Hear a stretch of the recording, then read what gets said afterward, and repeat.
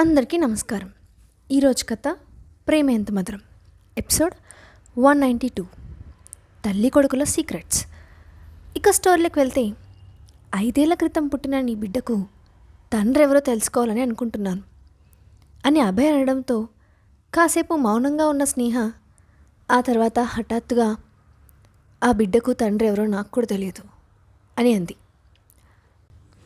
5 ఏళ్ల క్రితం ఆ రోజు రాత్రి తనకేమీ తెలియని స్థితిలో జరిగిపోయిన ఒక సంఘటనను ఆమె గుర్తు చేసుకోవడానికి ఇష్టపడలేదు. స్నేహ ఇంకా ఏమన్నా చెప్తుందేమోనని అభయ్ ఆమె వైపే చూస్తున్నాడు.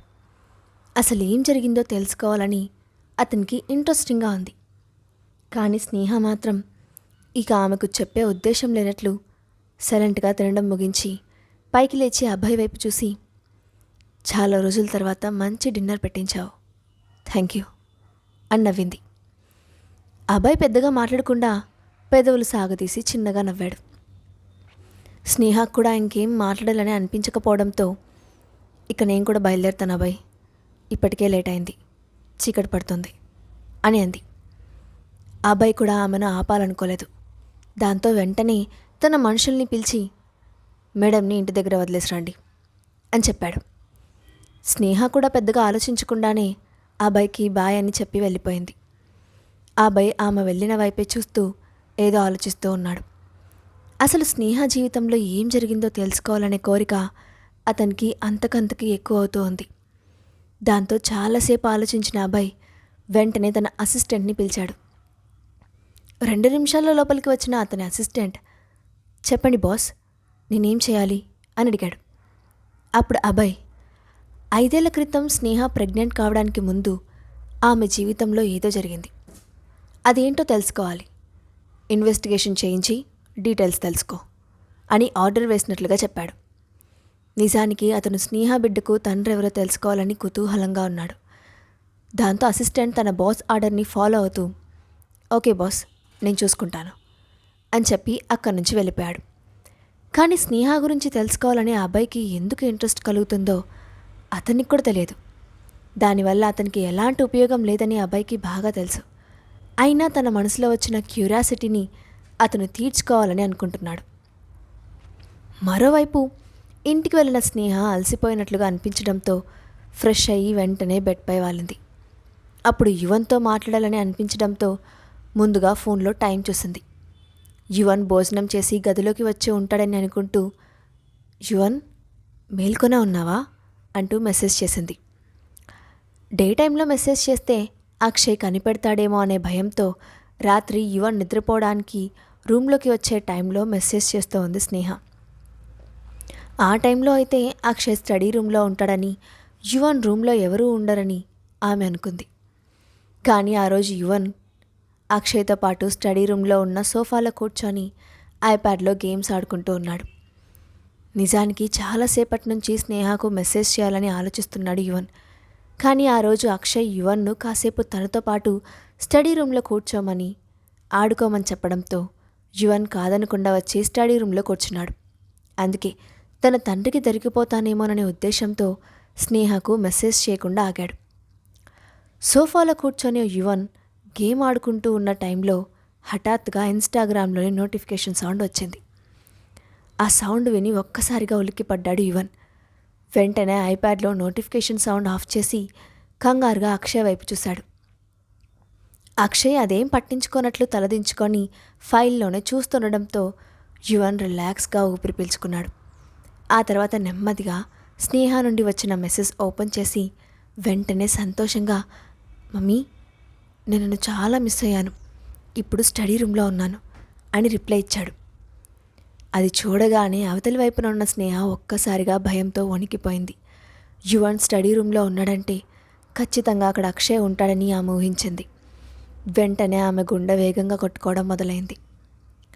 మళ్ళీ యువన్కి రిప్లై ఇస్తే అక్షయ్ కనిపెడతాడేమోననే భయంతో ఆమె మరో మెసేజ్ చేసే ధైర్యం చేయలేదు. మరోవైపు స్టడీ రూమ్లో ఉన్న యువన్ ఐప్యాడ్ని పట్టుకొని స్నేహ ఇచ్చే రిప్లై కోసం ఎదురు చూస్తూ ఉన్నాడు.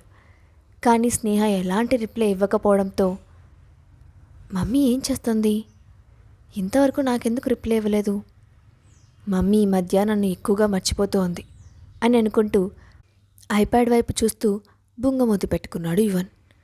స్టడీ టేబుల్ దగ్గర కూర్చొని ఉన్న అక్షయ్ ఓరకంట చూస్తూ యువన్ ముఖాన్ని గమనిస్తూ ఉన్నాడు. సహజంగానే యువన్ తన తల్లితో మాట్లాడుతున్నాడని అర్థం చేసుకున్నాడు.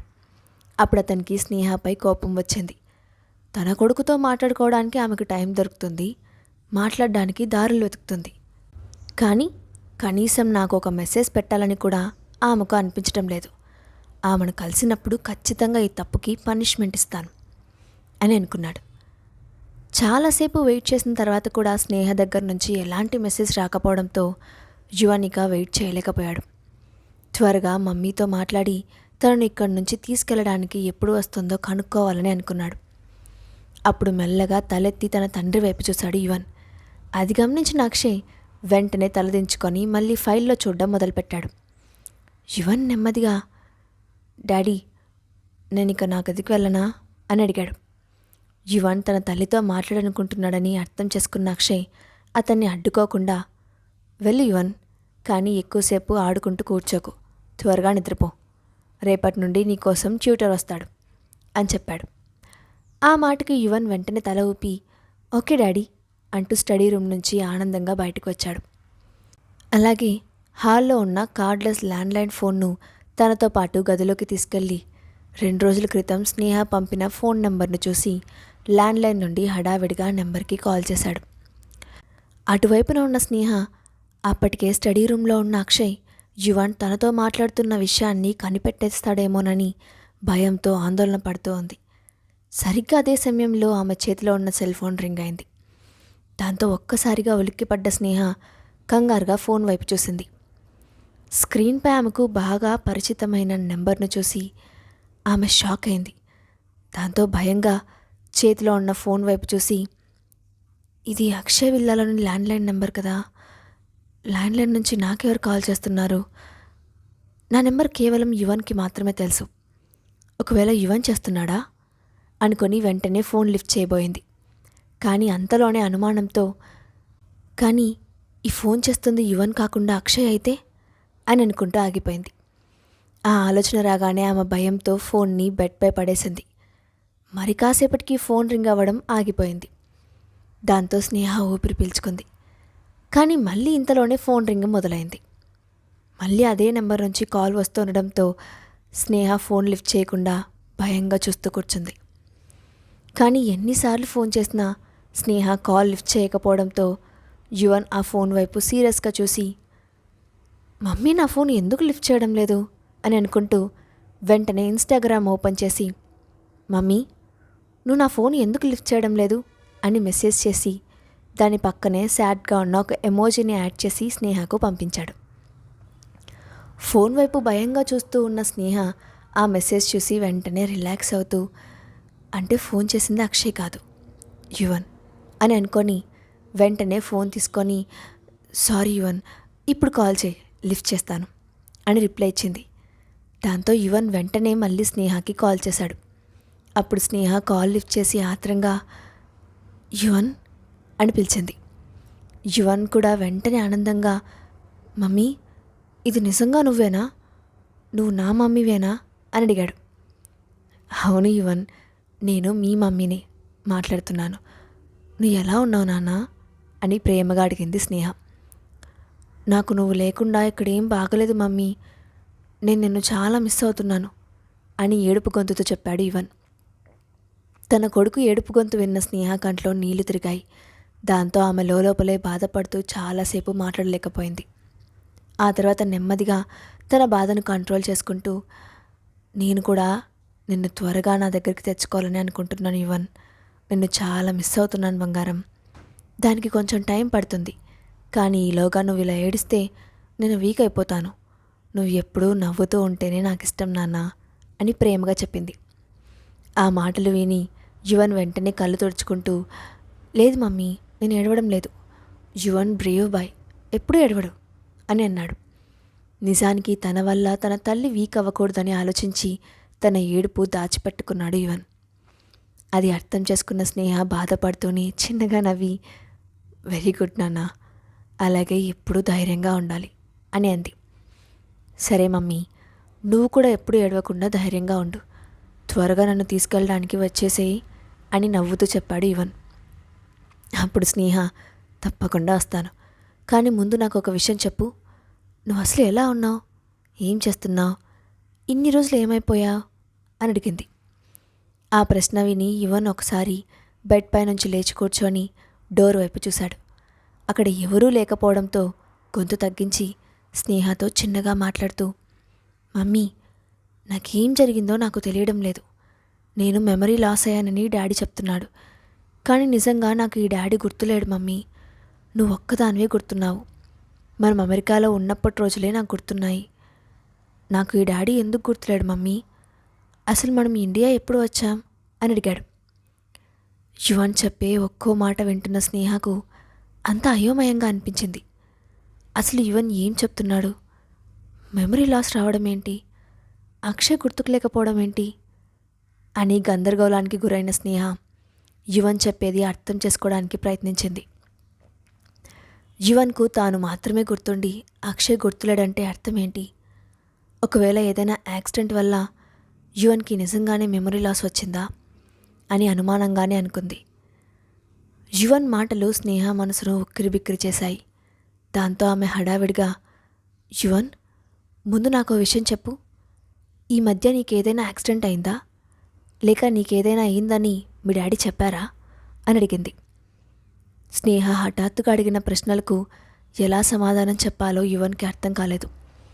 దాంతో కాసేపు ఆలోచించి తికమకగా అనిపించిన చివరికి తన ఆలోచనను ఒక క్రమంలో పెట్టి, మమ్మీ, నిజంగా నాకు యాక్సిడెంట్ అయిందో లేదో నాకు గుర్తులేదు, కానీ నా ఒంటిపై ఎలాంటి గాయాలు లేవు, నేను హెల్తీగా ఉన్నాను అని చెప్పాడు.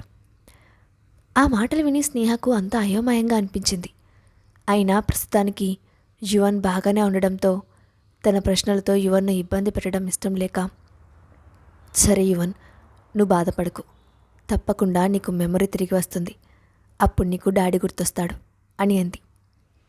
కానీ ఆ క్షణం వెంటనే యువన్ను దగ్గరకు తీసుకొని తన ఒడిలో పడుకోబెట్టుకోవాలని, యువన్ను తన దగ్గరే ఉంచుకొని జాగ్రత్తగా చూసుకోవాలని ఆమెకు బలంగా అనిపించింది.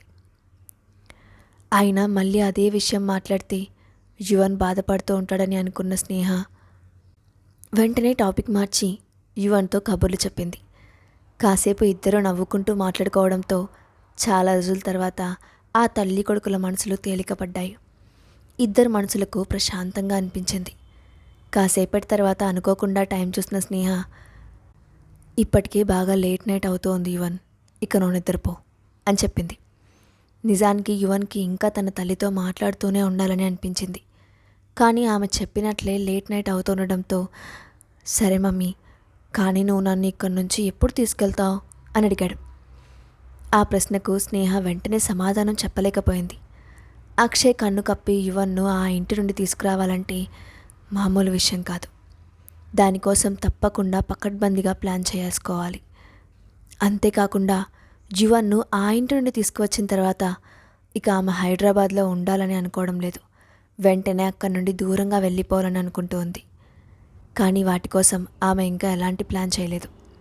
అందుకే యువన్ ప్రశ్నకు ఆన్సర్ చేయలేక ఒక క్షణం మౌనంగా ఉండి ఆ తర్వాత నెమ్మదిగా, యువన్, త్వరలోనే నిన్ను అక్కడి నుంచి తీసుకొస్తాను అని చెప్పింది. అది విని యువన్ ఆశగా, నిజంగానా మమ్మీ, త్వరలోనే నిన్ను చూడొచ్చా అని అడిగాడు. తప్పకుండా చూడొచ్చు బంగారం, కానీ ఇదంతా డాడీకి తెలియకూడదు. ఈ విషయంలో నువ్వు మమ్మీకి సపోర్ట్ చేయాలి అని అంది స్నేహ. ఆ మాటకు యువన్ వెంటనే సరే అంటూ తల ఊపాడు. కానీ ఫోన్లో తన తల ఊపడం తను మమ్మీకి కనిపించదని వెంటనే గుర్తొచ్చి నవ్వుకుంటూ, సరే మమ్మీ, నేను డాడీకి చెప్పను అని అన్నాడు. ఆ మాటకు స్నేహ సంతోషించింది. అప్పుడు యువన్, మమ్మీ, నువ్వు నాకు ఒక నిజం చెప్పు, అతను నిజంగా నా డాడీయేనా? నువ్వు మొన్న మెసేజ్లో అతను నా డాడీ అని చెప్పావు, మరి అలాంటప్పుడు నువ్వు నా కోసం వస్తే డాడీకి ఎందుకు తెలియకూడదు అని అడిగాడు. ఆ ప్రశ్న విని స్నేహకు ఒక క్షణం పాటు నిరాశగా అనిపించింది. యువన్కి సమాధానం ఏం చెప్పాలో ఆమెకు అర్థం కాలేదు. చిన్న వయసులో ఉన్న యువన్, అందులోనూ గతం మర్చిపోయి ఉండడంతో తాను చెప్పేది అర్థం చేసుకోగలడో లేదో స్నేహకు తెలియదు. దాంతో ఆమె చాలాసేపు ఆలోచించి ఆ తర్వాత నెమ్మదిగా, యువన్, మమ్మీ డాడీ మధ్య కొన్ని డిఫరెన్సెస్ ఉన్నాయి. అందుకే మేము కలిసి ఉండాలని అనుకోవడం లేదు. నువ్వు ఫ్యూచర్లో మమ్మీతోనే ఉండాల్సి వస్తుంది. కానీ మీ డాడీ చెడ్డవాడు కాదు, చాలా మంచివాడు. కొంచెం పెద్దయ్యాక ఇదంతా నీకు బాగా అర్థమవుతుంది అని అంది. నిజంగానే ఆమె చెప్పిన మాటలు యువన్కి సరిగ్గా అర్థం కాలేదు. అయినా ఇంకేం ప్రశ్నించకుండా సరే మమ్మీ అని అన్నాడు. ఆ తర్వాత యువన్ను నిద్రపోమ్మని చెప్పి స్నేహ ఫోన్ పెట్టేసింది. యువన్ కూడా ఫోన్ పెట్టేసి బెడ్పై పడుకున్నాడు. కానీ తన తల్లి చెప్పిన మాటలు యువన్కి అర్థం కాకపోవడంతో వాటి గురించే ఎక్కువగా ఆలోచించడం మొదలుపెట్టాడు. హఠాత్తుగా యువన్కి తనకి మెమరీ లాస్ కావడం వల్ల నిజంగా చాలా విషయాలు మర్చిపోయానేమో అనిపించింది. లాస్ అయిన తన మెమరీలో తన అమ్మానాన్నల గురించి, వాళ్ళు ఎందుకు విడిపోయారనే విషయం గురించి తప్పకుండా తనకి ఏదో తెలిసే ఉంటుందని అనుమానం కలిగింది. ఆ క్షణం మొదటిసారిగా యువన్కి తన మెమరీ లాస్ అయినందుకు బాధ కలిగింది. త్వరగా తన జ్ఞాపకశక్తి తనకు తిరిగి వస్తే బాగుండని అనిపించింది. చాలాసేపటి వరకు అదే ఆలోచనలు గడిపిన యువన్ అనుకోకుండా తల తిప్పి పక్కకు చూశాడు. అక్కడ నిలబడి ఉన్న అక్షయ్ని చూసి ఒక్కసారిగా షాక్ అయ్యాడు. తల్లి కొడుకుల ముచ్చట్ల గురించి అక్షయ్ యువన్ను ప్రశ్నించబోతున్నాడా? స్నేహ బిడ్డకి 5 ఏళ్ల క్రితం తండ్రిగా మారిన ఆ వ్యక్తి గురించి అభయ్ తెలుసుకోబోతున్నాడా? నెక్స్ట్ పార్ట్లో చూద్దాం. Thanks for watching.